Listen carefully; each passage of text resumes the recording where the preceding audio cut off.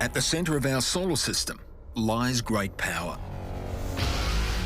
The sun bathes our tiny blue world with an immense amount of solar energy. Many thousands of times the world's current energy usage. Exploiting solar makes so much sense. In space, solar power's been used for a long time. Satellites have advanced photovoltaic cells, based not on silicon like our rooftop cells, but on gallium arsenide. These are more efficient, but generally too expensive for use on Earth. But that may be changing.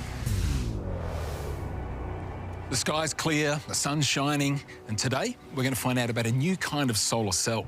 At the moment, it's the most efficient cell in the world, and it was invented right here in Australia. It brings space technology down to the surface. The story starts at the University of New South Wales. Hi, Graham Phillips. Oh, good to meet you, Graham. Yeah. Professor Martin Green has been researching solar power since 1974. He's seen some huge changes.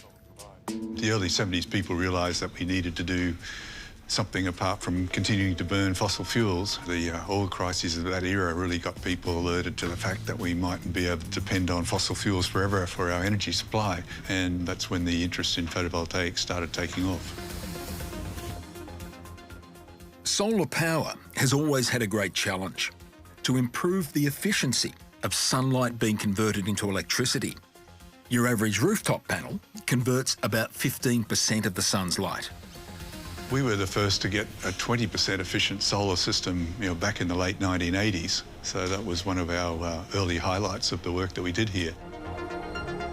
There's a fundamental limit on how efficient you can convert with just a single cell, and that's about 25% for silicon. If you want to go higher than that, you've got to do something a little bit different. Martin and his team did something different.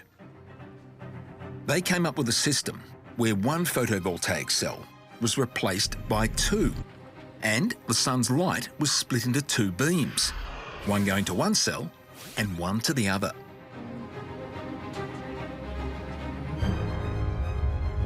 What works the best is if you split the sunlight up into its different colours, much the same as a rainbow does, but you send each different colour to a cell that's specialised in doing that conversion. Standard silicon cells are most efficient for longer wavelengths or colours of light, and gallium arsenide cells are better for shorter wavelengths. The key to this device is this, the filter. Now, the sunlight comes from this direction. Some of the wavelengths pass straight through to the silicon-based cell over here. Other wavelengths are reflected back to the gallium arsenide-based cell. The gallium arsenide cell is a triple stack of photovoltaic layers, unlike the silicon cell, which has only one. Splitting the sunbeams and using the double cell system produced a staggering 40% efficiency for converting sunlight to electricity, the highest for any commercially viable solar power system.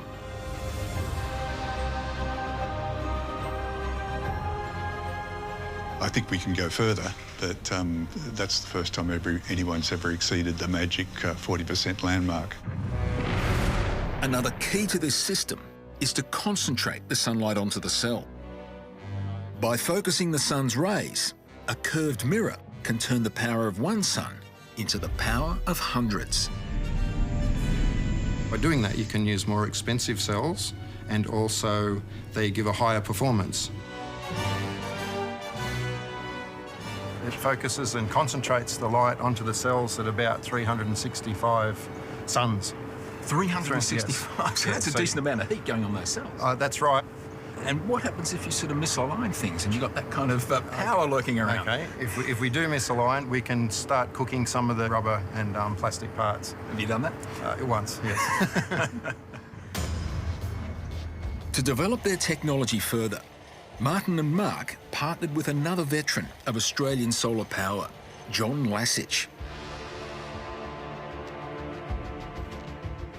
He's built a test facility for concentrated solar cell technology.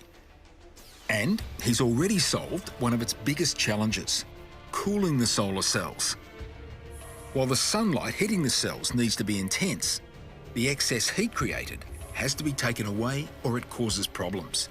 One of the very big challenges has to be to manage that heat and extract the heat so that we can keep the cells happy and running cool so that they have maximum efficiency. This is a secret, but we can demonstrate it. We can't tell you precisely how, but we've developed an ultra-efficient heat sink that's able to extract a rather large amount of heat from the cells and keep them below 60 degrees. 60 degrees is the maximum operating temperature for these cells. Any higher and they become less efficient. Much like the UNSW prototype, John's system uses mirrors to direct and focus sunlight onto a solar cell. They're called heliostats, and they concentrate the sun up to 700 times. In other words, 700 suns. The cooling system must work extremely well. Back in the lab, John shows me just how good it is. Okay, I think it's time to introduce the blowtorch. The blowtorch? The blowtorch. That's a piece of high-tech equipment, I think, isn't it? Indeed it is, but it needs to be able to extract the heat that is applied by this blowtorch, and that's equivalent to what it needs to do when it's actually operating. Okay, it's yours, not mine, I guess. If there was no cooling present, the blowtorch would do serious damage to the chip. But sure enough, it's stone cold. Stone cold. That is an impressive cooling system. And I guess you need that if you've got the power of 600 or 700 suns hitting those cells. Indeed, and that's one of the secrets that we've cracked, how to do that effectively, cheaply, easily and reliably. John's system uses only a single type of solar cell, not the dual system developed at UNSW. But his cell is made of gallium arsenide and capable of generating a lot of power. On a typical home with solar panels, the panels are so big, 1.5 metres by 1 metre wide. Now imagine 10 of those. Well, the power they generate could be generated with just one of those. So to power an entire home, which would take about 20 conventional panels, the equivalent amount of power would come from 2.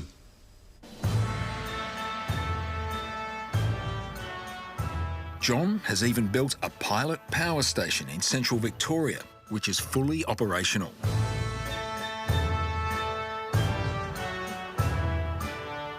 Gee, it's an impressive set of mirrors you've got here. Yeah, it's pretty exciting. How many? There are 56 heliostats here, and you're looking at the world's first wireless photovoltaic power station. So there are no wires in this field at all.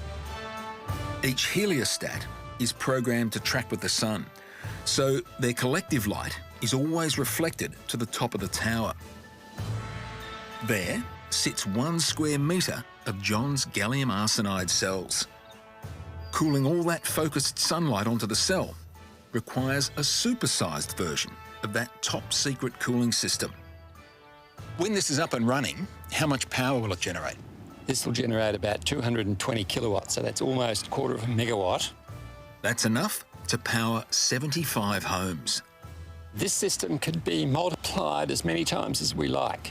So if you want a megawatt, we would just use 4 of these. If you want 100 megawatts, we would use 400 of these. The efficiency is high regardless of the scale of the project. And the system could be made even more efficient by simply replacing John's gallium arsenide cells with even more efficient ones, like the University of New South Wales dual cells. Regen have demonstrated the concept of focusing light to a central tower and then converting using solar panels there. They were the first to demonstrate that at a reasonable scale. So we're hoping that our improvement will get added as a way of supercharging the performance of that type of system. It's a very good match for what we do. Because the receiver is very small, it's possible to do sophisticated things in there to enhance the efficiency. So that type of technology would work very well. Event of this type of technologies and perhaps several others in parallel could indeed mean that a large portion of the world's energy is provided from clean, renewable sources. It's another small but important step to tapping into one of the greatest clean sources of energy in the solar system.